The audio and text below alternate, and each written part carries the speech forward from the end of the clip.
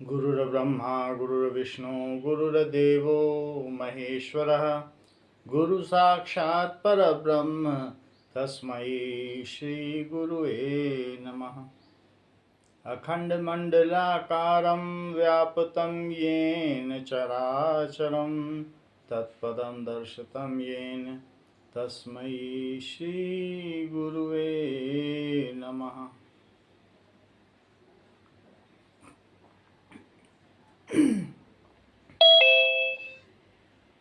Ram Ram to everybody joining this session. We are at chapter number 13, क्षेत्र क्षेत्रज्ञ विभाग योग, वर्ष नंबर 19। श्लोक संख्या 19। भगवान कहते हैं, प्रकृतिम पुरुषम चैव विद्यनादि उभावपि विकारांश गुणांश्चैव विद्धि प्रकृति संभवान। हे अर्जुन, प्रकृतिम पुरुषम चैव, प्रकृति और पुरुष दोनों को, च एव, प्रकृतिम पुरुषम चैव, विद्धि अनादि, दोनों को अनादि मान, विद्धि का मतलब जान, अनादि जान, उभव अपि, दोनों को ही, उभव का मतलब है दोनों को ही तू अनादि जान। प्रकृति भी अनादि है और पुरुष भी अनादि है। ये परमात्मा के दो विभाग हैं। परमात्मा ने प्रकृति भी बना दी, समष्टि भी बना दी और पुरुष भी बना दी। कण कण में छवि छाई तेरी, कण कण में प्रभुताई तेरी। कण कण में वही पुरुष विद्यमान है और उस हर एक कण में ऊर्जा चारों तरफ से इस संकल्प के साथ लगी हुई है, यानी प्रकृति लगी हुई है कि इस चेतन सत्ता को उसी अंतिम स्तर तक पहुंचाना है, हर ज्योति को ज्वाला में मिला देना है। तो चाहे प्रकृति हो, अगर व्यष्टि की बात करें तो व्यष्टि में क्षेत्रज्ञ और क्षेत्र हैं। जो हमारा मन बुद्धि अहंकार है या हमारे शरीर के जो पांचों तत्व हैं, वे सभी मिला दिए जाएं तो ये सब मिल करके जीव और आत्मा, ये जीव है और इसकी आत्मा जीवात्मा हो जाती है। यानी शरीर और शरीरी मिल के जीवात्मा हो जाती है। और वही व्यष्टि में भी हर कण में यही खेल हो रहा है। तो ये जो प्रकृति है, ये महाशक्ति है, ये भगवान की शक्ति का प्रकटीकरण है, मैनिफेस्टेशन है। और साथ में वो अनंत संकल्प के साथ कि हमें हर कण को, हर चेतन सत्ता को भगवान में ही विलय करना है, वो अनंत संकल्प के साथ कार्य कर रही है। और साथ में जो क्षेत्रज्ञों का समूह यानी आत्मा है, आत्मा तो सब जगह ठसा ठस बड़ी है, वही पुरुष है। तो प्रकृति और पुरुष ये परमात्मा के दो अंग हैं जिससे ये सारा विलास चल रहा है।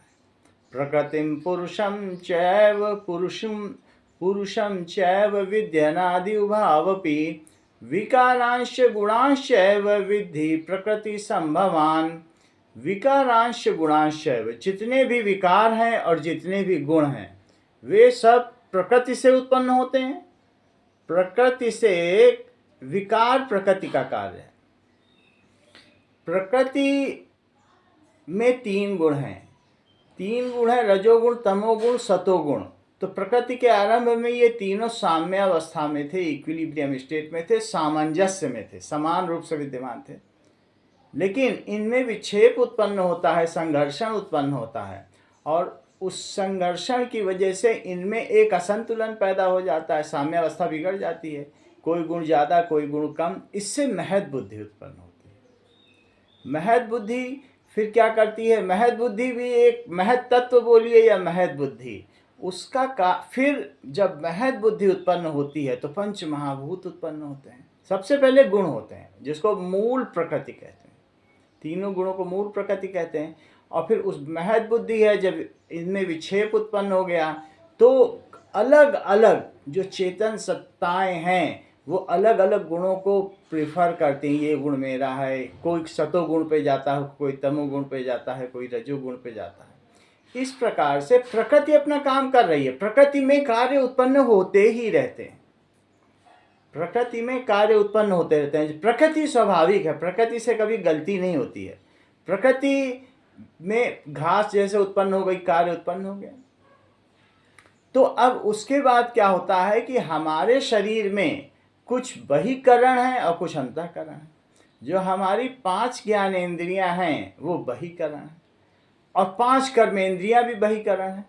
जब ज्ञानेंद्रियों के साथ मन हो जाता है तो हम बाहर से संसूचना एकत्रित करते हैं, अच्छा ये ऐसा है, वो वैसा है, ये सुना, वो देखा, वो उसकी महक आई, और उनके अधीन कर्मेंद्रियां।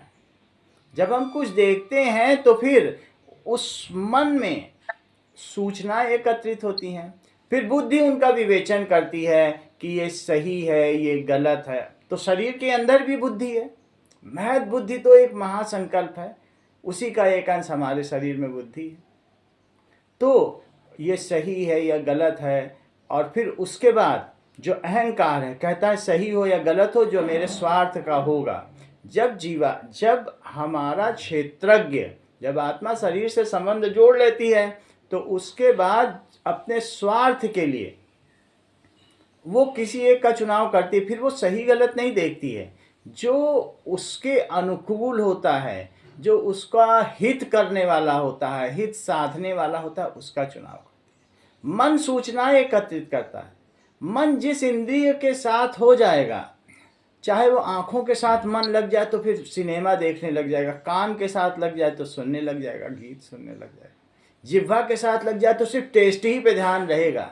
फिर हम पानी पूरी की दुकान में देखेंगे भी नहीं कि बगल में कौन खड़ा है। इस तरीके से होता है। महक पे भी दुकान ध्यान लग जाता है, तो फूलों की महक आती है जब बाजार में चले जाए।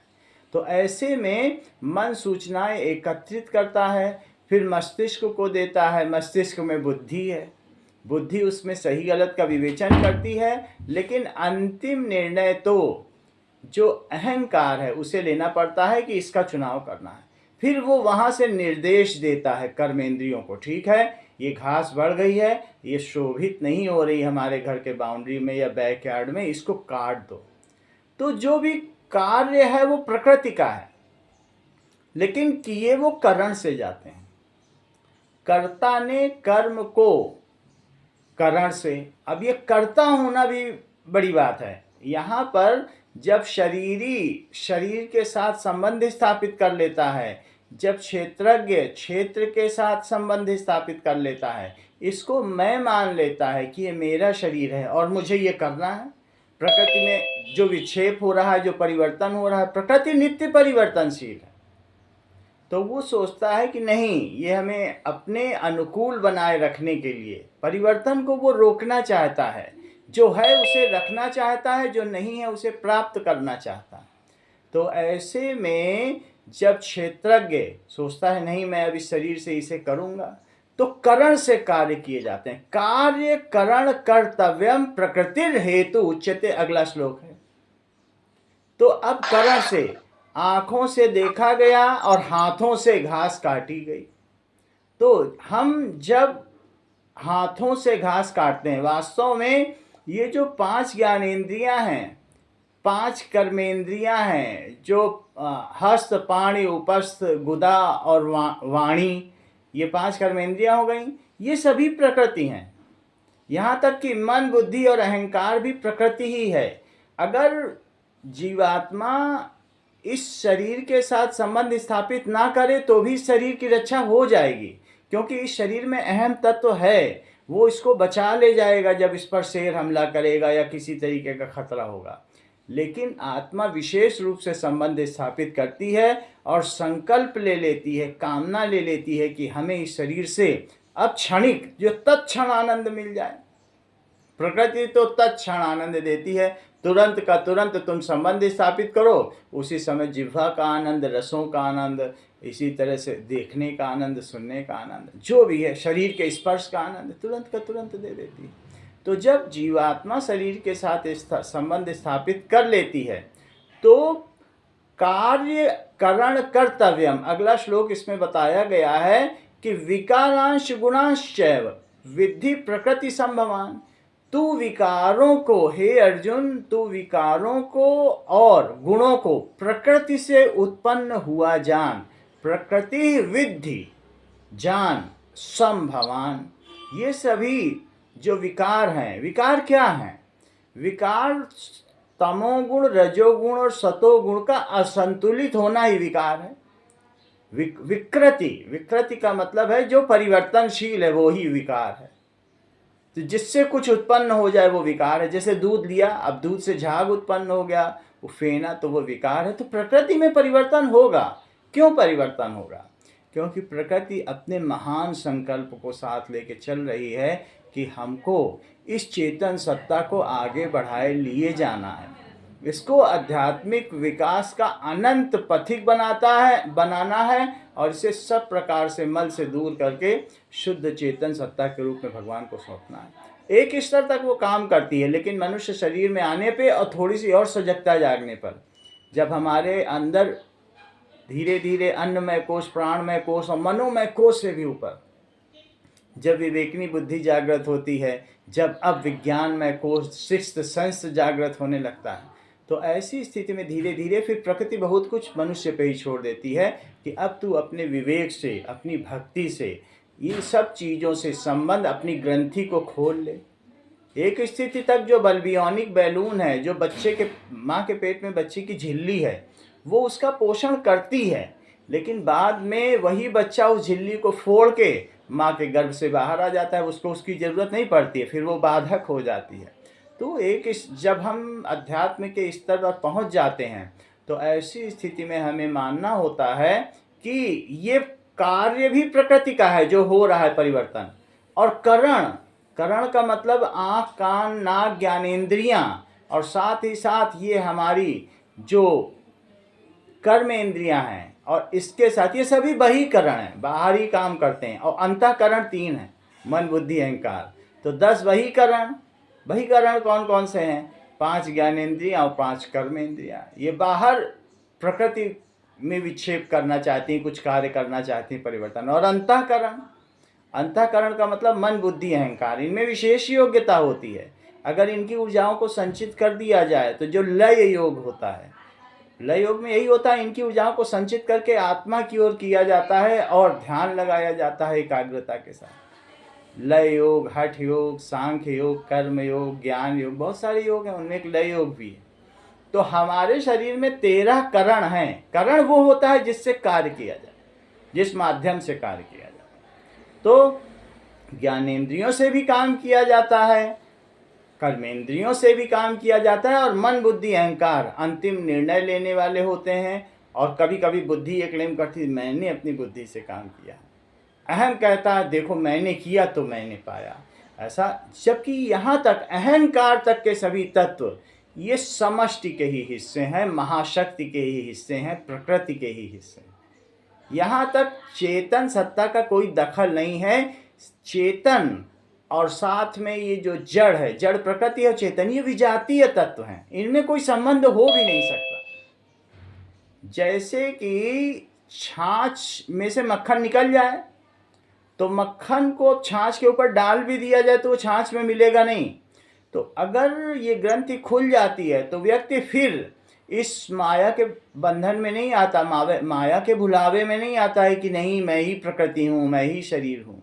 तब जो जीव है वो इस शरीर से अपने आप को अलग मानता है, जो देही है वो देह से अलग मानता है, जो शरीरी है वो शरीर से अलग मानता है, जो क्षेत्रज्ञ है वो क्षेत्र से अपने आप को अलग, वो जान जाता है कि हम अलग हैं। और ये सभी अगर करण कर भी रहे हैं, करण क्या है? ये 13 करण हैं, कर्मेंद्रियां, ज्ञानेंद्रियां और साथ में मन, बुद्धि, अहंकार।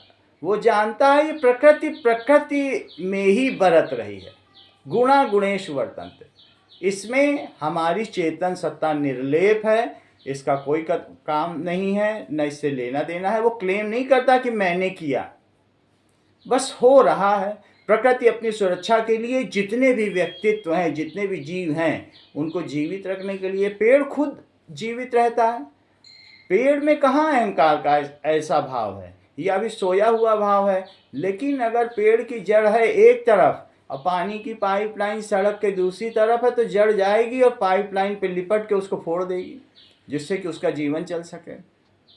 उसमें विशेष तरीके से क्षेत्रज्ञ को या आत्मा को लिप्त होने की जरूरत नहीं कि हमें शरीर की सुरक्षा करनी है। प्रकृति की ही ओर का अहम तत्व है। भूमि रापो नलो वायु खम मनो बुद्धि रेवचा अहंकार इतियम में भिन्ना प्रकृति रष्टता। अहंकार भी प्रकृति का ही तत्व है, वो जीवों की सुरक्षा के लिए बनाया गया है। तो कार्य करण कर्तव्य प्रकृति हेतु उच्यते। जितने कार्य हैं वे भी प्रकृति के हैं, और जो करण हैं अंतःकरण और बहिकरण वो भी प्रकृति के हैं। लेकिन जब भी चेतन सत्ता या क्षेत्रज्ञ या आत्मा इसको खुद के द्वारा किया हुआ मानती है, अर्थात इनसे संबंध जोड़ लेती है। मोटर गाड़ी चल रही है, मोटर गाड़ी चलने के लिए इंजन चला रहा है और उसमें ड्राइवर बैठा हुआ है और ड्राइवर ने संबंध जोड़ लिया, तो ऐसे में संबंध जोड़ना गलत है। ऐसे में अगर एक्सीडेंट हो गया तो मोटर गाड़ी को जेल नहीं होगी, जेल उस ड्राइवर को ही होगी, क्योंकि उसने तो संबंध जोड़ लिया था। तो उसी प्रकार से जब जीव संबंध जोड़ लेता है तो वो सुख और दुख के भोग का कारण बनता है, खुद भोक्ता बन जाता है। उसका उससे लेना देना ही नहीं था, जो हो रहा था उस शरीर को हो रहा था, प्रकृति इसकी सुरक्षा करती, प्रकृति के पास उसका अहम तत्व भी था, बुद्धि भी थी, वो सब प्रकृति का ही था। और छूट भी यहीं जाना है।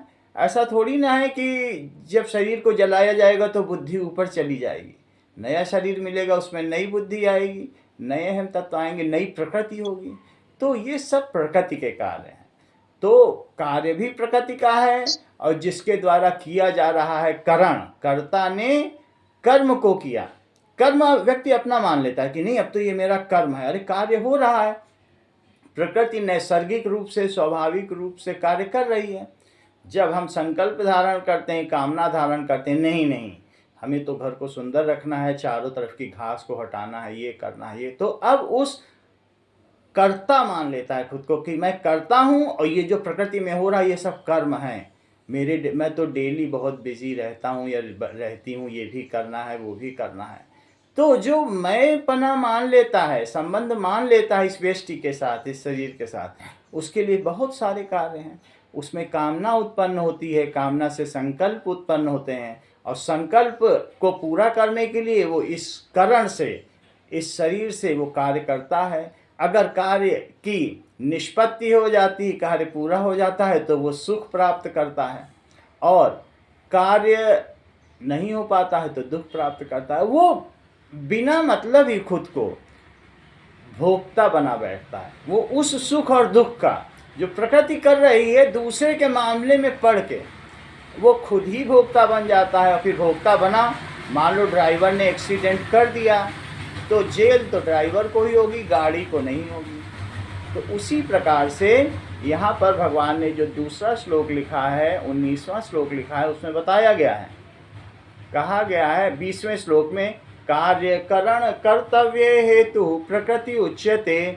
कार्य करण कर्तव्य, जो कार्य और करण को करने के लिए जितने कार्य हैं प्रकृति में, जो परिवर्तन है यही कार्य है। और करण, जो 13 करण है, अंतःकरण और बहिकरण, ज्ञानेंद्रियां, कर्मेंद्रियां और साथ में मन बुद्धि, ये प्रकृति के हेतु हैं, ये प्रकृति के द्वारा उत्पन्न है। पुरुषः सुख दुखा नाम भोक्तृत्वे हेतु उच्यते। और जो पुरुष है, दो अंग हैं, दो विभाग हैं भगवान के, एक प्रकृति और एक पुरुष। तो फिर पुरुष क्या करेगा? पुरुषः सुख दुखा नाम, पुरुष अपनी ग्रंथि जोड़ लेता है प्रकृति के साथ और सुख और दुख को भोगता है। वरना सुखी और दुखी होने का कोई कारण ही नहीं है। जब शरीर में हो रहा है तो हम अगर अपने आप को उससे अलग कर लें तो न अनुकूलन होगा न प्रतिकूलन होगा, जो भी होगा वो तेरी रज़ा इरशाद हो, मकबूले दिल प्रसाद हो, तेरी खुदाई के सामने शिकवा न कोई सवाल हो। तो ऐसी स्थिति में वो जानता है कि ये जो महाशक्ति है ये हमारी माँ का रूप ही तो है, हमारे परमात्मा की शक्ति है, और वो उसमें भगवान की लीला देखता है, आनंदित होता है। वो जानता है प्रश्न कठिन हो या सरल हों, वो हमारे परम मंगल के लिए है। महाशक्ति खुद माँ का मंगलमय विधान रचती है और हमारे परम कल्याण के लिए रचती है। सबका संकल्प तो यही है। घर में जब एक बच्चा आता है तो बच्चों को हम मानते हैं कि यही भविष्य है, उसको माँ जूस देगी, तू पढ़ के आया है, पिता और कुछ देगा, ख्याल रखेगा। उसी तरीके से जो हमारे शरीर में चेतन सत्ता है, आत्मा है, महाशक्ति संकल्प कर रही है, इसे आगे बढ़ाना है। परमात्मा ऊपर से वरद हस्त रखे हुए है। बस हमें अपनी तरफ से उस बच्चे को थोड़ी मेहनत करनी, सब प्रेरणा देने में लगे हुए हैं। पढ़ो, ये करो, वो करो, खाओ पियो, कोई कमी नहीं, चाहे अपने ना खाएं लेकिन बच्चों को जूस देंगे, खाना पीना देंगे।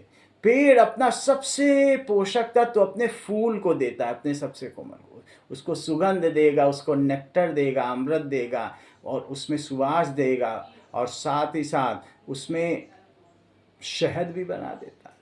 सब कुछ उसी के लिए है। तो उसी प्रकार ये जो दुनिया चल रही है, ये आत्मा को उत्थान करने के लिए है। उसमें महाशक्ति संकल्प कर रही तो उसमें दुख कहाँ हो सकता है? वो तो लगी हुई है किसी तरीके से हमेशा हम we do not allow that whatever is bestowed to us to pour inside अस।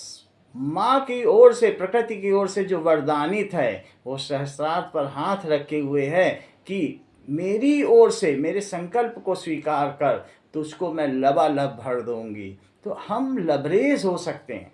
तो ऐसी स्थिति में हमें अपना, इतने अच्छे गुरु मिले हैं, सब कुछ मिला है, तो हमें समझना चाहिए कि सुखी और दुखी होने का कोई कारण नहीं है। ये उत्थान के लिए ही कठिन और सरल प्रश्न दिए गए हैं। तो जब हम ये समझ जाते हैं, जो विद्यार्थी समझदार होता है वो कठिन प्रश्नों में भी आनंदित होता है, सरल में भी आनंद। सिर्फ कठिन कठिन भी दिए जाएंगे तो सब्जेक्ट हाथ से निकल जाएगा, वो समझ ही नहीं पाएगा कि क्या है। सरल कॉन्फिडेंस बढ़ाने के लिए दिए जाते हैं और कठिन और उत्थान के लिए कि हमारा जो एनालॉजिकल थिंकिंग प्रोसेस है, जो हमारा विश्लेषणात्मक और गवेषणात्मक जो विचार मंथन की शक्ति है, वो और बढ़ती चली जाए। तो उसी प्रकार से पुरुषः सुख दुःखानां भोक्तृत्वे हेतुरुच्यते। ये जितने भी विकार हैं, विकारांश गुणांश, चाहे जितने भी विकार हैं वो प्रकृति के द्वारा उत्पन्न हैं। कौन कौन से विकार प्रकृति के द्वारा उत्पन्न हैं? तो शरीर में जितने भी विकार हैं, चाहे इच्छा है, इच्छा भी, द्वेष भी, ये सब काम, इच्छा भी होती है। इच्छा काम है अहंकार का। तो अहंकार बस चेतना को, क्षेत्रज्ञ को उससे जुड़ना नहीं है। इच्छा है शरीर को बनाए रखने की इच्छा, इच्छा है, द्वेष है, जो चीज़ नहीं पसंद है उसका द्वेष है। इच्छा, द्वेष और संघात, शरीर में संघर्षण, प्राण शक्ति, चेतना यानी प्राण शक्ति, और धृति, धारण करने की शक्ति, ये है प्रकृति का ही कार्य। तो ये विकार भी और साथ में गुण भी, प्रकृति विद्धि संभवान, ये सब प्रकृति के कार्य हैं। तो चेतना को, यानी हमें जो क्षेत्रज्ञ है उसे समझ जाना चाहिए, हमारा इससे कोई लेना देना नहीं है। नाहक ही हम अपने अंदर संस्कार उत्पन्न कर रहे हैं, खुद कर्ता और भोक्ता बनकर। अगर कर्ता बनोगे, अगर वहाँ पर वो बोल दे ड्राइवर मैंने गाड़ी चलाई थी, कर्ता बनोगे तो फंसोगे। कर्ता बनोगे तो फिर भोक्ता भी बनना पड़ेगा। भाई तुमने गाड़ी चलाई थी तो तुमने एक्सीडेंट किया, और एक्सीडेंट किया तो फिर जाओ अंदर, भोक्ता बनो। तो इस तरीके से हम मैं पना से रहित होकर, है तो होना चाहिए चेतन में भाव, लेकिन हूँ नहीं होना चाहिए। हूँ करके नहीं है। जब वो शरीर के साथ जुड़ जाता है तो हूँ बन जाता है, और अहंकार बढ़ता है तो मैं हूँ बन जाता है, और अहंकार बढ़ जाता है तो मेरा है बन जाता है। सबसे पहले ये अहंकार का रूप लेता है, फिर अभिमान, इस घर का अभिमान, मेरे कुटुंबियों का अभिमान। तो है तब ठीक है, क्योंकि वो तो सदा से ही है चेतन सत्ता। जो क्षेत्रज्ञ है वो तो सदा से ही है। सूक्ष्म रूप में उसे क्षेत्रज्ञ कहेंगे और विशाल रूप में उसको पुरुष कहेंगे। जब क्षेत्रज्ञ का हृदय की अंतरतम गुहा में पुरुष के साथ मिलन होता है, तो यही तो परम मिलन की अवस्था है। तो इसी शरीर में जब क्षेत्रज्ञ जो आत्मा है उसका परमात्मा से मिलन हो जाए, पियाए सो जिया में समाए गयो रे मैं तो तन मन की सुध बुध भुला बैठी, हर आहट में समझी वो आए गयो रे, हर आहट में समझी वो आए गयो रे, मैं तो फूलन की सेजिया पे जा बैठी। तो शरीर निहाल हो जाता है जब इस आत्मा का परमात्मा से मिलन हो जाता है। तो अब ये आत्मा की बात है कि चाहे तो वो शरीर से ग्रंथि रखे, ग्रंथि का मतलब गांठ होता है, जोड़ रखे, जुड़ाव रखे, और अगर वो आत्मा ये जान जाती है विवेक के द्वारा, दो चीजें हैं, एक ज्ञान है, एक अज्ञान। शरीर के साथ संबंध रखना अज्ञान है, और शरीर के साथ संबंध छोड़ देना, अगर छोड़ देगा तो मूल तत्व में मिल जाएगा। वही जल अगर सबसे अलग हो जाए, मान लो लोहा है बिल्कुल गरम लाल है, अब लाल गरम में ताप उसको छोड़ दे, अग्नि अग्नि छोड़ दे, तो वो लोहा लोहा रह जाएगा। दोनों विजातीय तत्व हैं, बस साथ में हैं, लेकिन अग्नि वेपराइज हो जाएगी, सब्लिमेट हो जाएगी, हवा में जाकर के रेडिएट विकरण हो जाएगा उसका। तो ऐसी ही स्थिति आत्मा की भी है कि हमें भोक्ता नहीं बनना चाहिए, हो रहा है होते हुए देखना चाहिए, दृष्टा बनना चाहिए और अनुमंता दृष्टा, हाँ ये जो हो रहा है ठीक है। जैसे मूवी में जाते हैं तो किसी हीरो के मरने पे या किसी के जीने पे हम दुखी नहीं होते हैं, शुद्ध दृष्टा होते हैं। वैसे ही इस रंगमंच में ये जो संसार है, हम दृष्टा की भांति रहेंगे तो हमें कुछ जो हमारे पुराने संस्कार है, भगवान इतने कृपालु हैं कि जिस क्षण हम ग्रंथि को तोड़ देते हैं उसी क्षण हमारे सारे संस्कार भी समाप्त हो जाते हैं। तो ग्रंथि ना माने इस शरीर के साथ, परमात्मा से अपना नित्य संबंध माने। जब हम ऐसा करते हैं तो ऐसी स्थिति में वो क्षेत्रज्ञ को ही इसका क्रेडिट दिया जाता है कि भाई तुमने ग्रंथि नहीं मानी और भगवान से संबंध माना, तो तुमने चूंकि पहले भगवान को याद किया, भगवान इतने कृपालु हैं कि उसको दुनिया के आनंद मिल रहे थे लेकिन उसने सब कुछ छोड़ते हुए मुझे याद किया, तो मेरा भी कर्तव्य है, क्योंकि सुहृदम सर्वभूतानां, मैं तो सभी भूतों का सुहृद हूँ, तो मैं फिर कैसे उसे छोड़ दूँ। जो पहले नमस्कार करता है वो बड़ा होता है। तो भगवान कहते हैं मेरा भक्त बड़ा है, उसने मुझे पहले याद किया, सब कुछ मिल रहा था प्रकृति से, लेकिन उसने माया को तोड़ते हुए मुझे याद किया, तो फिर वो उसके लिए कल्याणकारी हो जाते हैं। तो यहाँ पर बात बताई गई है, दो श्लोक एक साथ लिखे हुए हैं, उसमें ये बात कही है कि कार्य करण कर्तव्यम, कार्य और करण ये प्रकृति के हेतु हैं, प्रकृति इनको करती है। अब पुरुषः सुख दुखानाम, पुरुष इनके साथ संबंध स्थापित कर लेता है। यहाँ आत्मा जो है वो भी पुरुष का ही अंश है, तो पुरुष कहा गया। तो सुख दुखानाम, या संसार की जितनी भी आत्माएं हैं वो सुख अगर दुख निज का मानती हैं, क्योंकि खुद को कर्ता माना कि मैं करता हूँ और मैंने कर्म को करण से किया। किसके लिए किया? संप्रदान के लिए, अपनी इच्छा पूर्ति के लिए। तो इस तरीके से वो काम करती रहती हैं। सुख दुखानाम भोक्तृत्व, सिर्फ वो कर्ता ही नहीं बनती, फिर वो सुख दुख का भोक्ता भी बनती है, और फिर भोक्ता बनने के बाद संस्कारों से लिप्त होकर के पुनर्जन्म पाती रहती कि उन संस्कारों को छुड़ाना है। छुड़ाने के चक्कर में फिर और भी संस्कार बन जाते, कितना छूटते हैं कितना नहीं छूटते हैं, फिर वो दुखी होता जाता है।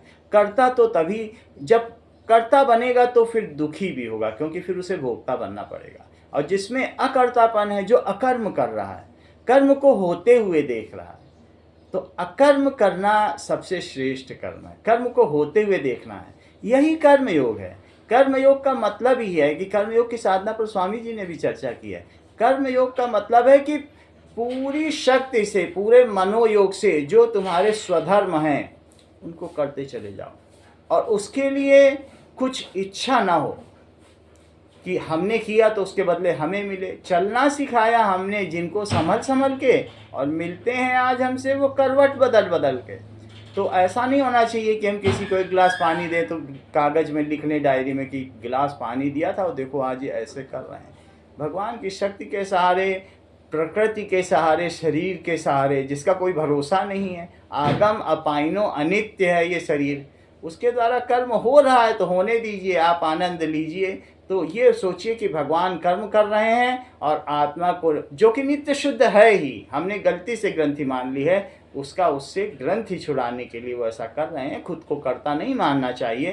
काम सारे करने, करते कर्म करहूँ विधि नाना, और मन राखूं जहाँ कृपा निधाना। मन में भगवान को रखो और सभी काम को करते चले जाओ। तो इससे क्या होगा कि सुख में भी नहीं पड़ेंगे, दुख में भी नहीं पड़ेंगे, कर्ता के भाव में भी नहीं पड़ेंगे कि मैं कर रहा हूँ। और इस प्रकार से हम धीरे धीरे अपने जो परमात्म तत्व है उसके साथ अपना नित्य संबंध बढ़ाते चले जाएंगे, जो है ही।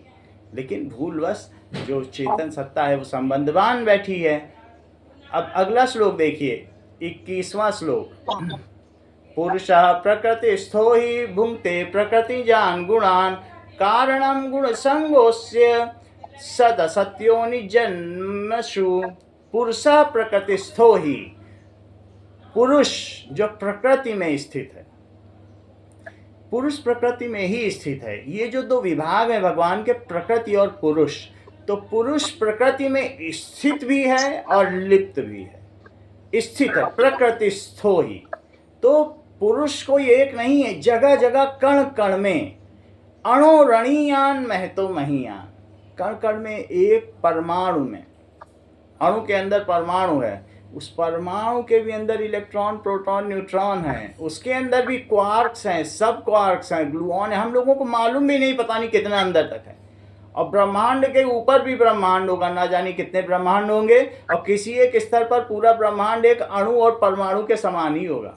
पता नहीं कहाँ नीचे से नीचे तक कहाँ है और ऊपर से ऊपर कहाँ तक है, लेकिन हर एक में उसकी चेतन सत्ता भी है और उसकी महाशक्ति भी क्रिया कर रही है। महाशक्ति जब मैं बोल रहा हूं तो इसका मतलब है ऊर्जा, ऊर्जा जो नित्य परिवर्तनशील है, एक रूप से दूसरे में बदलती है।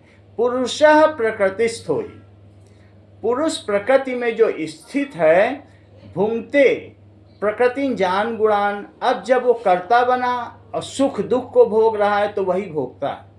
भुंक्ते का मतलब भोक्ता बनता है। प्रकृति जान गुणान, प्रकृति से उत्पन्न प्रकृति जन्य गुणों का वो भोक्ता बनता है। वो गुण अपने मानता है। अगर उसका सद्गुण है तो कहेगा देखो मैंने वहाँ दान दिया, मैंने वो किया, मैंने आराम भी किया। रजोगुण है आराम करना, आलस से करना, अरे कहाँ जाना कुछ करने, देखो कितना अच्छा कूलर चल रहा है, ऐसे चल रहा है, आराम करो। और कभी किसी को दंड भी देता है तो मैंने दिया। वैसे ये तीनों गुण प्रकृति के ही हैं। प्रकृति से उत्पन्न गुणों का जो प्रकृति में स्थित पुरुष है, पुरुषः प्रकृतिस्थो ही, प्रकृति में स्थित पुरुष भुंक्ते भोक्ता बनता है। किसका भोक्ता बनता है? प्रकृति में उत्पन्न गुणों का वो भोक्ता बनता है। कारणम गुण संगोस्य सत असत्योनि जन्मसु।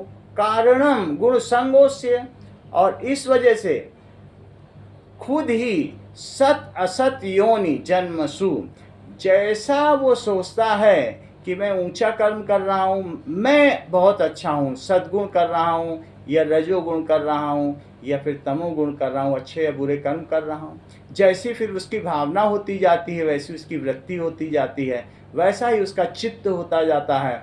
तो ऐसे में वो जैसा धारणा शक्ति होती है, वो सत और असत, अच्छी और बुरी योनियों में यही चीज उसके जन्मने का कारण बनती है। अगर बहुत अच्छे कर्म किए तो भी तो जन्म होगा ही। तब बहुत ऊंचे अच्छे परिवार में जहाँ किसी चीज़ की कमी नहीं होगी, खूब पैसा होगा, हर चीज़ की सुविधाएं होंगी और अच्छी योनियों में जन्म होगा, ऊंचे योनियों में जन्म होगा। ऊंचे लोकों में भी जा सकते हो, नीचे लोकों में भी जा सकते हो। और योनिया का मतलब अलग अलग घरों में जन्म होने का। तो जैसी हमारी प्रवृत्ति होगी, जैसा हमारा पूरे जीवन में वृत्ति होगी, अंतिम मृत्यु के समय में भी वही वृत्ति होती है। और वही जो अंतिम फोटो, जैसे तुमसे कहा जाए मुस्कुराओ और फोटो खींच ली जा रही, लेकिन जिस समय फोटो खींची गई उस समय तुम मुस्कुरा नहीं रहे थे, चेहरे पे क्रोध के भाव थे या ऐसे भुनभुनाहट के भाव थे, तो वही फोटो मानी जाएगी तुम्हारी, वही हाई स्कूल की मार्कशीट में लग जाएगी। तो इस तरीके से हम जैसा पूरा जीवन में भाव करते हैं वही मृत्यु के समय में भी वही भाव होते हैं, क्योंकि वो तो सहज वृत्ति होती है, उस समय बनाहट नहीं होती है। जब हम शरीर छोड़ने वाले होते हैं वहाँ पर हम सोचते नहीं हम चतुराई से वहाँ ऐसे बन जाएंगे, ऐसे भाव उत्पन्न हो जाएंगे। तो शरीर की जो बिल्कुल नैसर्गिक प्रवृत्ति होती है वो मृत्यु के समय वही आती, बुद्धि भी काम करना छोड़ देती है। तो इसलिए हमें जीवन भर जो भी है चेतना रखनी चाहिए, परमात्मा से अपना संबंध स्थापित करना चाहिए, जिससे कि हम और उठते उठते चले जाएं। परीक्षा में जैसा करोगे वैसे ही तुम माने जाओगे। तो समझो मृत्यु की घड़ी परीक्षा होती है, तो वैसे में अच्छा कर दिए। भगवान से अगर संबंध है तो भगवान कहते हैं ऐसा जिसने पूरा जीवन मेरा नाम जपा, तो मैं मृत्यु के समय अगर वो असमर्थ है या पैरालिटिक अटैक पे है या अपनी चेतना खो बैठा है, तो मैं वहाँ बैठकर उसके लिए नाम जपता हूँ। अगर ऐसा न करूँ तो मैं कृतज्ञ कहलाऊँ, क्योंकि उसने मेरे को याद किया पूरे जीवन में, आज वो नहीं कर पा रहा है, और तो क्या मैं ऐसा उसको छोड़ दूँ? तो भगवान तो साथ है ही है, भगवान का संकल्प साथ है, महाशक्ति का संकल्प साथ है। हमें अपना काम करना है, छात्र को पढ़ाई अच्छे से करनी है, पूरा परिवार साथ है, पूरा समाज भी पूछेगा रास्ते में, हाँ कहाँ जा रहे हो, जाओ घर चलो, कोई बच्चा जाएगा, पूरा समाज बच्चे का साथ देता है। वैसे ही चेतना के लिए पूरा ब्रह्मांड, पूरी समष्टि सजग है कि किस प्रकार से ये ज्योति ज्वाला से मिल जाए। आगे इस श्लोक को अगले इसमें करें। श्री राम।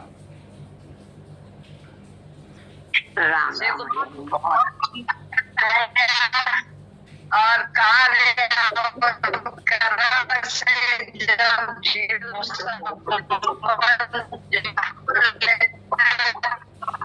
वो सुख दुख का भोक्ता बने। बहुत ही अच्छे उदाहरण से बताया कि छाछ का, और तुमने उसमें मोटर का उदाहरण दिया है। बहुत सुंदर, अति सुंदर तुमने वर्णन किया है। बहुत बहुत आशीर्वाद बेटा। बहुत अच्छा विवेचन करते ही हैं भैया। बहुत अच्छी तरीके से बताया कि कर्ता बनेंगे तो भोक्ता भी बनना पड़ेगा। धन्यवाद। भजन, अब भजन हम करेंगे। हाँ करिए। श्री राम। धीरे धीरे जीवन नैया चली प्रभु की ओर, चली हरि की ओर। धीमे धीमे डोल रही है तट के बंधन तोड़, चली हरि की ओर। जल गहरा चंचल है तरंगे, व्याकुल मन की बिरही उमंगे। कैसे बिन पतवार के नैया जावेगी प्रभु ठोर, चली हरि की ओर, चली प्रभु की ओर। आंधी चलती दूर किनारा, छूटा जग से नाता सारा। मेरा तो प्रभु तू ही सहारा, लो चरणन संग जोर, चली हरि की ओर, चली प्रभु की ओर। जी घबराता मृत्यु दिखती, क्षण भर में अब नाव डूबती, क्षण भर में अब नाव डूबती। मेरा प्रभु अब हाथ थाम लो, मेरा प्रभु अब हाथ थाम लो, ले चलो अपनी। सर्वे भवन्तु सुखिनः, सर्वे सन्तु निरामयाः, सर्वे भद्राणि पश्यन्तु, मा कश्चित् दुर्भाग् भवेत्। न तो हम कामये राज्यं न स्वर्गं न पुनर्भवं, कामये दुःखतप्तानां प्राणिनामार्तनाशनं।